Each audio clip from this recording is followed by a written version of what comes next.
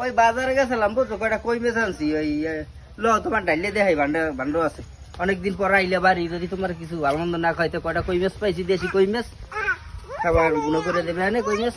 এ রাফি, একটা ভান্ড লই যায়, মাছ করা ডালমু, কয়টা কই মাছ আনছি। ডালেন তো মাছ কয়টা। আচ্ছা আচ্ছা ঠিক আছে, দেখো দেখো তো কেমন হয়েছে, ঠকছি কিনে। মাছ কাটা তো ভালোই হয়েছে। কয়টা আনেছো? 300 টাকা। বুঝো তাজা আছে, তাই তুমি তো অনেকদিন পর আইলা। আজকে দুপুরে ভুনা করিয়া দুজন এক জায়গায় বই দুটো ভাত খামো, অনেক মজা হইবে। দেশি কই মাছ খুব ভালো লাগবে। আর এই কই মাছ কটা একটু কুচিয়ে দাও, দুপুরে ভুনা করমু। মিরে চাইছে তো, মাছগুলো কুচিয়ে নিতে আসি।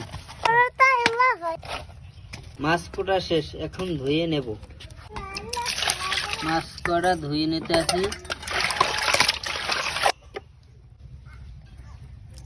মাছ ধোয়া শেষ, এখন হলুদ মাইখে নিতে আসি। মাছ ভাজি করতে হবে। মাছ ভাজি করার জন্য তৈল দিতে আসি।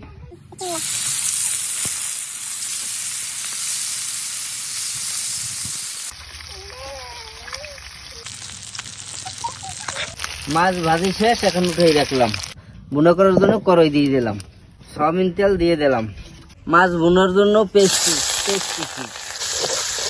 আদা রসুন জিরে বাটা দিয়ে দিলাম।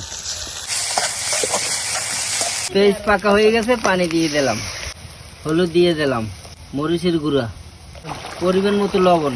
ভালো করে মশলা কষাই নিতে হবে। মশলা কষানো শেষ, এখন পানি দিয়ে দিতে হবে। মৌ উতলেই গেছে, এখন মাছ দিয়ে দিতে হবে।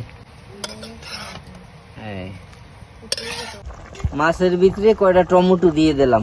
মাছ ফ্রাই হয়ে গেছে, কয়টা ধনেপাতা দিয়ে দিলাম।